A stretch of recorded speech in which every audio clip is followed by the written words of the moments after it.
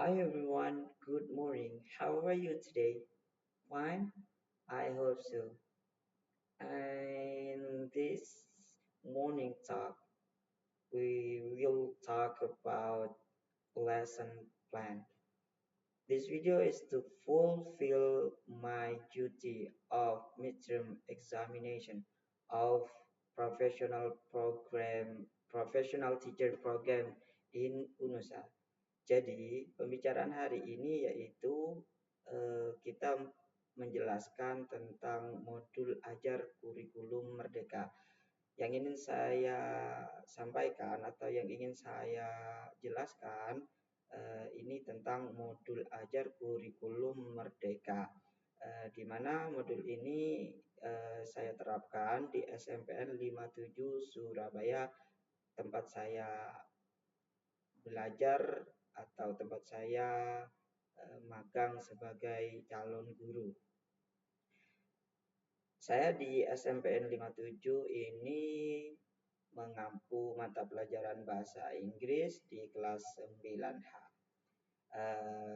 Dari modul yang sudah ada, saya modifikasi dan saya inovasi.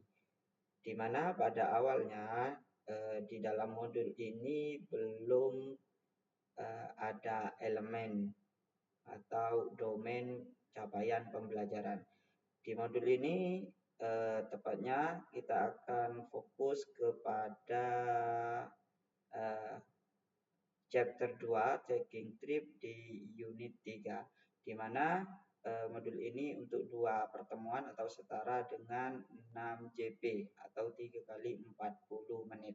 Seperti yang saya sampaikan di awal bahwa awalnya modul ini tidak dilengkapi dengan elemen atau domain capaian pembelajaran.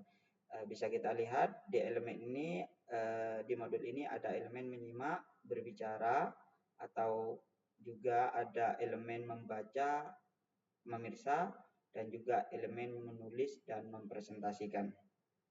Sedangkan di poin D ada profil pelajar Pancasila. Sebelumnya di profil Pancasila itu belum disebutkan secara rinci di mana implementasi dari profil Pancasila.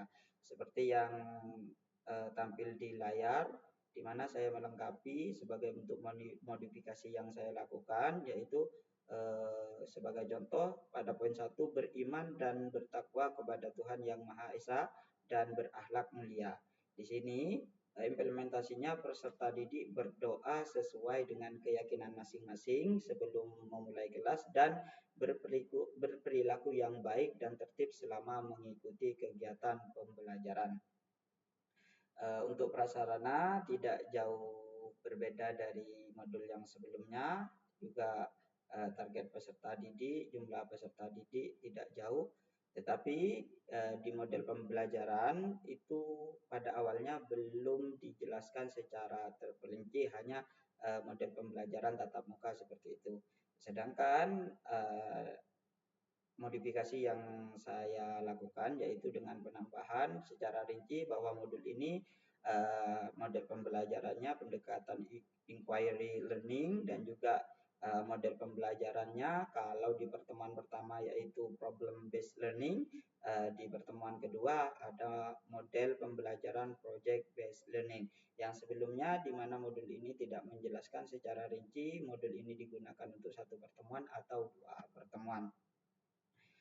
Di komponen inti tujuan kegiatan pembelajaran itu hanya disebutkan secara general saja, tetapi dalam modifikasi yang saya buat yaitu saya memperjelas, memberi note atau catatan di mana tujuan pembelajaran itu ada keterangannya C3, ini masuk C3, dan pertemuan berikutnya masuk di C6 dan C6. Yang sebelumnya itu tidak ada atau kurang terstruktur seperti dalam keterangan bahwa harus ada CABD-nya dan itu belum lengkap.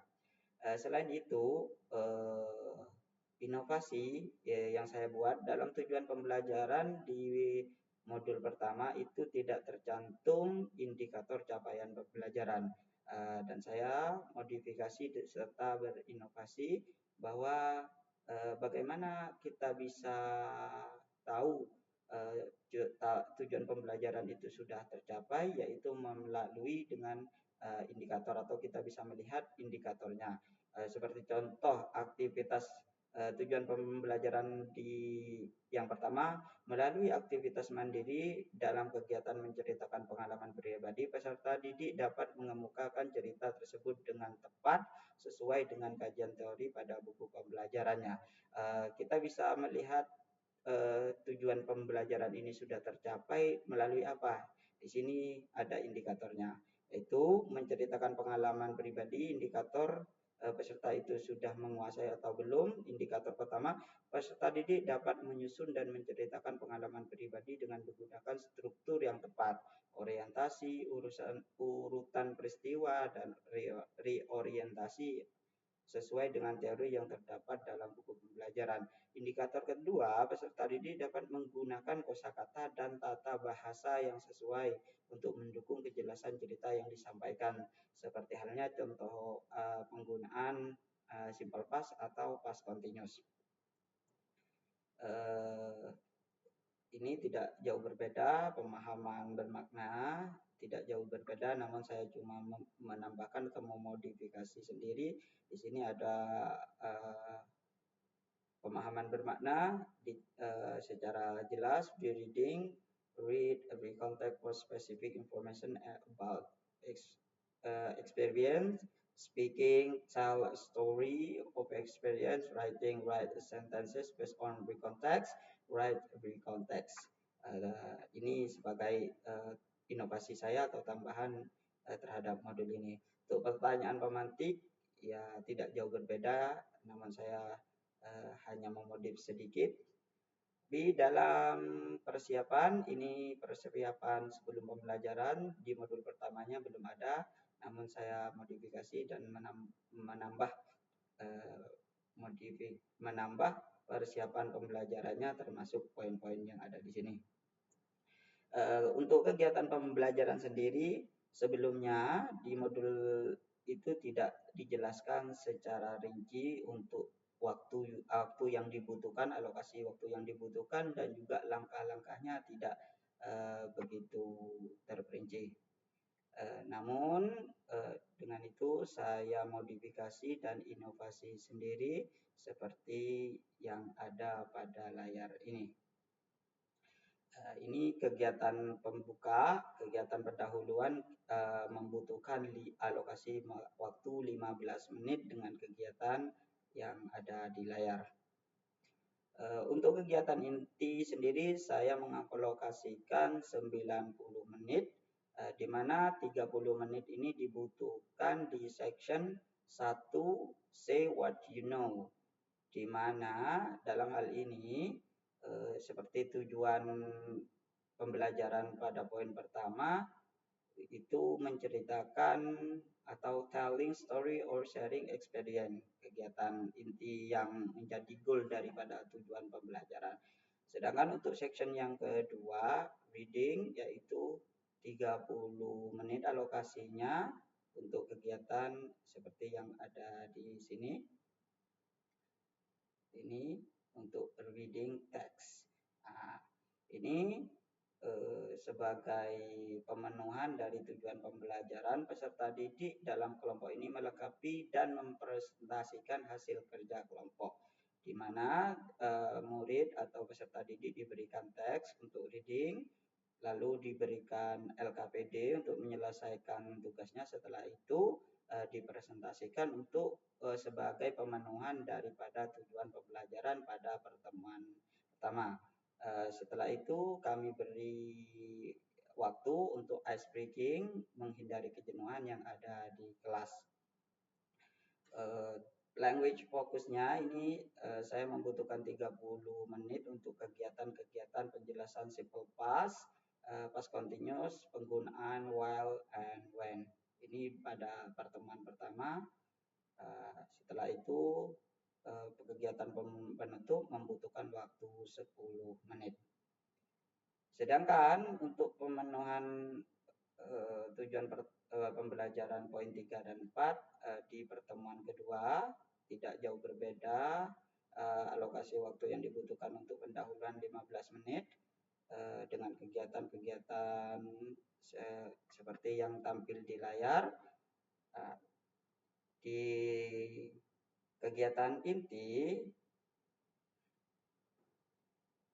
inti ada writing section itu 90 menit, yang 20 menit dialokasikan untuk section 4 writing, di mana kegiatannya tertera jelas di sini. Untuk section 5 writing 30 menit dengan kegiatannya ini, dan goal daripada section 5 writing ini di mahasiswa atau peserta didik disajikan teks untuk menentukan dengan LKPD-nya. Setelah itu peserta didik dalam kelompok melengkapi dan mempresentasikan hasil kerja kelompok tersebut. Ini sebagai pemenuhan daripada tujuan pembelajaran di poin 3. Setelah itu ada ice breaking yang membutuhkan 5 menit. Dan untuk section 6 writing membutuhkan waktu 30 menit. Goal daripada writing di sini peserta didik diberikan outline untuk menulis recount text, dan ide-idenya itu diserahkan kepada peserta didik sesuai dengan pengalaman mereka sendiri sebagai pemenuhan daripada tujuan pembelajaran yang keempat, di mana peserta didik ini sanggup membuat recount text secara tepat. Didukung dengan kegiatan 5 menit yaitu project based learning. Ini peserta didik diberikan waktu sekitar 1 minggu untuk recount text yang sudah diselesaikan ini divisualisasikan melalui poster, majalah dinding atau blog ataupun video. Untuk kegiatan penutupnya butuh 10 menit seperti biasa. Sedangkan untuk refleksi gurunya sebagai lampiran di sini sudah ada semuanya.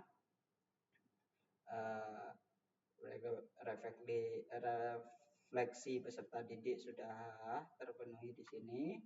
Nah, untuk rubrik assessment sebelumnya itu tidak ada, dan ini sebagai bentuk dari pada modifikasi yang saya lakukan. Tertera semua rubrik asesmennya yang sebelumnya belum ada.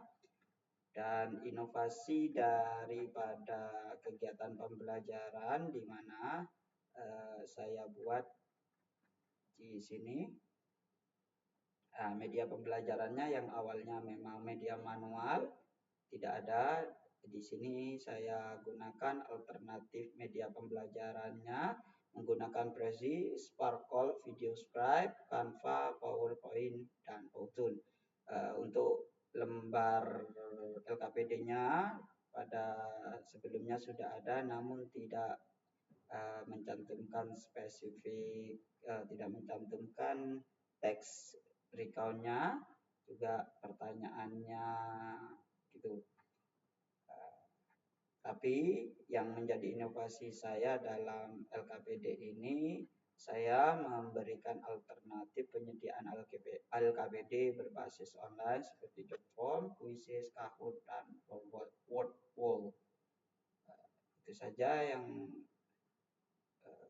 terdapat daripada inovasi dan modifikasi yang saya lakukan terhadap modul ini. Terima kasih.